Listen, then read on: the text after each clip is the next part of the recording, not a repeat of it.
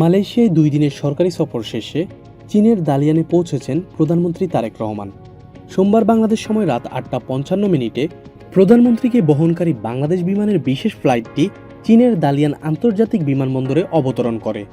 এর আগে মালয়েশিয়া স্থানীয় সময় বিকেল 5টায় কুয়ালালামপুর আন্তর্জাতিক বিমানবন্দর থেকে চীনের উদ্দেশ্যে রওনা দেন তিনি। দায়িত্ব গ্রহণের পর প্রথম বিদেশ সফরের অংশ হিসেবে প্রথমে মালয়েশিয়া যান প্রধানমন্ত্রী। সেখানে 2 দিনের সরকারি সফর শেষে এবার শুরু হলো সফরের চীন পর্ব। চীন সফরে প্রধানমন্ত্রী সফরসঙ্গী হিসেবে রয়েছেন তার সহধর্মিণী ডক্টর জুবাইদা রহমান। প্রধানমন্ত্রীর অতিরিক্ত প্রেস সচিব আতিকুর রহমান রুমন জানিয়েছেন, মালয়েশিয়া থেকে চীনের দালিয়ানের উদ্দেশ্যে যাত্রা করেছেন প্রধানমন্ত্রী তারেক রহমান। দালিয়ানে 2 দিন কর্মব্যস্ত সময় কাটাবেন তিনি।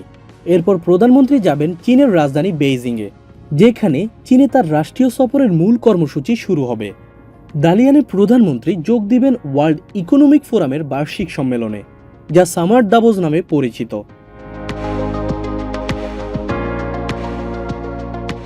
আন্তর্জাতিক অর্থনীতি, বিনিয়োগ, প্রযুক্তি ও উন্নয়ন সহযোগিতা ঘিরে এই সম্মেলন বিভিন্ন দেশের নীতি নির্ধারক, ব্যবসায়ী ও বৈশ্বিক প্রতিষ্ঠানের প্রতিনিধিরা অংশ নেন।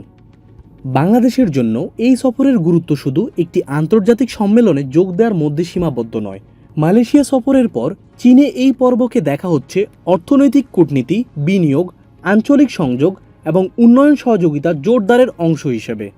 কুয়ালালামপুর আন্তর্জাতিক বিমানবন্দরের বুঙ্গারাই কমপ্লেক্সের এক্সক্লুসিভ ভিআইপি টার্মিনালে বাংলাদেশের প্রধানমন্ত্রীকে বিদায় জানান মালয়েশিয়ার ধর্মমন্ত্রী জুলফিকলি হাসান।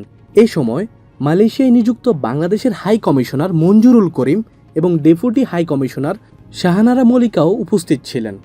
চীনের দালিয়ান পর্ব শেষে বেইজিংয়ে প্রধানমন্ত্রীর রাষ্ট্রীয় সফরের গুরুত্বপূর্ণ কর্মসূচি শুরু হবে। সেখানে চীনের শীর্ষ নেতৃত্বের সঙ্গে বৈঠক, দ্বিপাক্ষীয় সহযোগিতা এবং সম্ভাব্য চুক্তি নিয়ে আলোচনা হওয়ার কথা রয়েছে।